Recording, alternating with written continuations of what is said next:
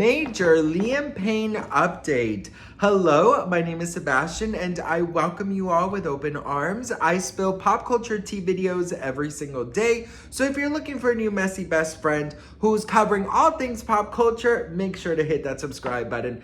So best friend, Liam Payne's passing has obviously been very devastating to so many people. And I'm sure that anywhere you look, anywhere you click right now, there is so much negativity being talked about Liam. There's so many things that, this and that, and all of these just horrible things are being said about Liam Payne. But I thought I would be a little different, as I always am, and I would share some very beautiful news about Liam Payne, and to show what a beautiful heart he had. Now, I will say this, best friend, I spill pop culture tea and I know how the media works. I know how it works. I know what sells, and of course, dramatic headlines sell, morbid news sells. A lot of people are focusing on his last hours here on earth and, focusing on all these negative and dark situations that he might have been under. But I want to focus on some of the good things that he did in his life. I want to focus on some of the good things he did leading up to his passing. And some people are saying that he must have known that this was coming, his passing, because of the way that he was helping. But there is a video that shows just about everything that Liam Payne has done for the world. Check this out.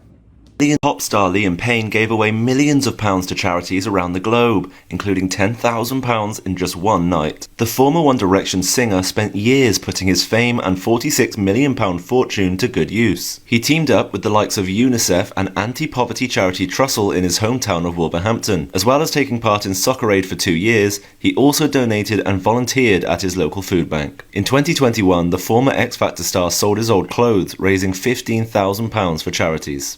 A pal said, "Liam had all this money, and yes, he had fancy things in life, but he also had a burning desire to use his money to do good. Even in the weeks leading up to his death, and when he was battling his own demons, he was helping others. He was really passionate about being a good person, especially when it came to children. He was like one of his idols, George Michael, in that respect." The Sun can reveal just last month, Liam gave away £10,000 via GoFundMe in a single evening, as he read the heartbreaking stories on the website of those in need. The children or young adults Liam helped all needed life-saving operations, with some suffering from cancer and one being the victim of a school shooting. He donated £3,833 to help Macy Shepherd, 4, who was diagnosed with a stage 2 Wilms tumour on her kidney. Another £770 went to help fund a young girl's medical bills after she was injured during a school shooting. And £2,223 went to help 4-year-old Kaylin, who suffered a stroke. Speaking at the time, Liam said, "As a father, it hits me differently.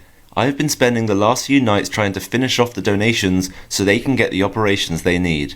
They would be free in my country. I can't not look at a sick child and not see better. I'm not asking for people to say well done or I'm amazing. What I care about is that that child gets to live the life it's supposed to."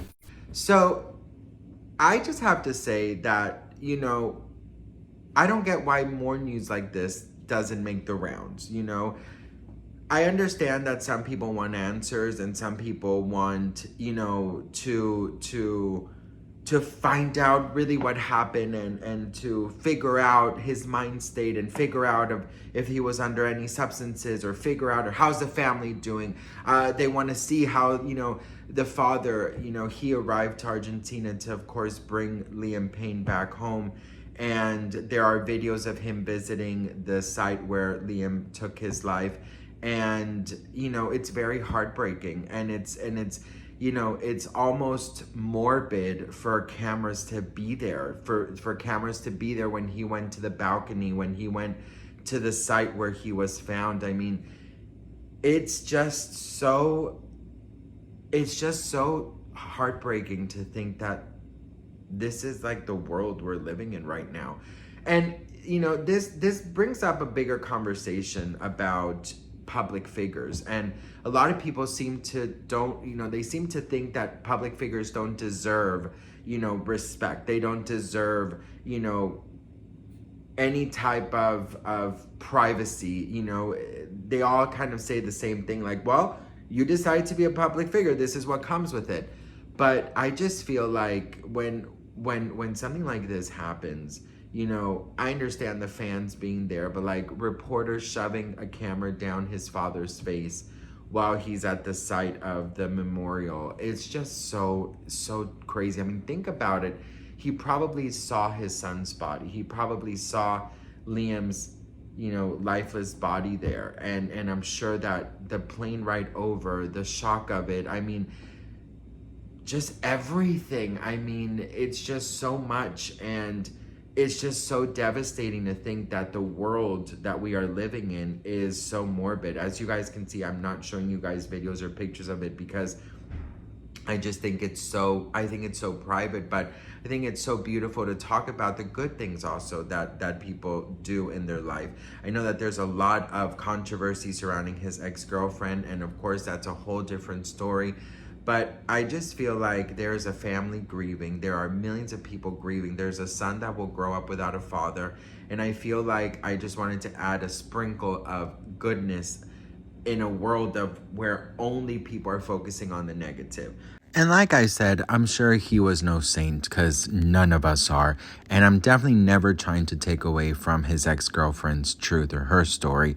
But I just wanted to bring some light into this because I know what it's like. And again, I'm sure he made a lot of mistakes. But I also find it important to at least talk about some of the good things that he also did. So his sister also spoke out and released a statement, and I wanted to read you guys a statement because I found it to be so beautiful. And as you guys know, I could definitely relate to this because, you know, as you guys know, I also lost my brother. So I read her statement earlier and I just kind of like really related to it. So I want to read it to you guys because I thought it was so, it's sad, but it's also so beautiful. It says, I don't believe this is happening. Many times have I poured my heart out publicly with pride about Liam, but never much about life as his sister. Liam is my best friend. No one could ever make me laugh as much as him. Doing his impressions always had me creasing, and he loved seeing how much of a laugh he could get. He moved out when he was 17 to chase his dreams. It's this that forced me to finally pass my driving test during the X Factor live show weeks because I couldn't stand the thought of not being able to get to him. I would regularly drive to have tea with him after I finished work, just to sit around. 1 month, the hotel was right by a Wagamama's, and I swear he had it morning, noon, and night. I used to love picking him up from work when it all started, especially after concerts, speeding us away from venues or appearances. Liam plugging in his phone to show me the new songs for albums. Liam loved 1D. He loved his brothers, and we talked about it so much. He would just play song after song that had been recorded but never used, and would sit having a mini 1D concert. Liam knew he could call me anytime, any day, and I would pick up, or that I would always fetch him if he needed to just come home.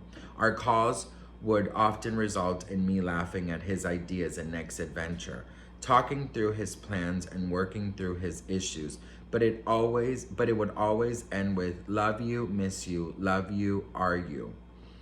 Liam was born with music in his veins. It was clear from a very young age.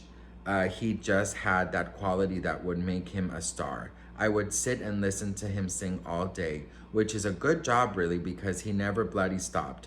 I will never tire of the look he gives when showing new songs. Listen loud, he'd say, and just grin with pride of his work. I keep notes on my phone, things to tell Liam, so that if he was away working for a while, I'd know what I needed to update him on. I suppose it's only right I tell him now. Liam, my brain is struggling to catch up with what's happening, and I don't understand where you've gone. I just want to drive to your house and walk into music blasting and find you sat there writing a song, or walk into your art phases and sit with you whilst you draw or craft. What I love the most about you is your ability to make me laugh. I never chuckle as much as I do when I'm with you or with anyone else. I'm always in awe of your talent. It should be illegal to be so talented and just have the ability to not only be good at things, but be bloody great at everything you attempt without even knowing you're absolutely smashing it each time. I love your kindness and how proud I am to call you my brother and my best friend. You also make a great Sunday dinner too. I don't feel this world was good enough or kind enough to you. And quite often over the last few years, you've had to really try to overcome all that was being aimed at you. You just wanted to be loved and to make people happy with your music. You never believed you were good enough. I hope you can now see this outpouring of love that you never received in your time. Thank you for changing my life. Thank you for the incredible memories. Thank you for being the best brother and friend I'll ever have. We'll take care of Bear, and he will always know how incredible his dad is and how much you idolize him. I'm sorry I couldn't save you. Love you. Oh, how my heart misses you. One last time, I need you to know I'm here if you need anything. I drive to the end of the universe to bring you back. Wow. Whew. It's not, it's not easy. And I think this is why I've handled it. I've handled the Liam news this way, because not only because he is human and he deserves it and his family deserves, but because I know what it's like. And I think a lot of people talking about Liam and being so cold about it have never gone through grief or pain like that. And I do believe in karma. And I do believe that karma has everybody's address. That's all I'll say about that. I'm sure he was no saint, because we're not saints. This is definitely not taken away from his ex-girlfriend's story. I don't ever want to do that. I'm just focusing on the grief part of it, and I'm focusing on also showing the good side of this human being, because I don't think it's fair that the media is trying to tarnish his last hours and kind of sum up his whole life into that. So I just wanted to say that. I love you all so much. I've been receiving a lot of your guys' messages letting me know that, you're with me. Yes, this is very triggering for me. Absolutely it is. This is, my God, like this has just been really weird, like a really weird thing to do. And that's why, like, as soon as it happened, I started getting messages from you guys like, can you talk about it? Can you talk about it? And I had to really sit with myself and think how to handle this, because not only for respect, but also for my own health. And I knew that I wanted to handle this with only respect and with my human side more than anything. So that's all, best friend. I love you all so much. Thank you guys so much for checking up on me. You guys have been so incredibly kind and sweet. I love you all so much, and I will see you guys in my next video. Mwah.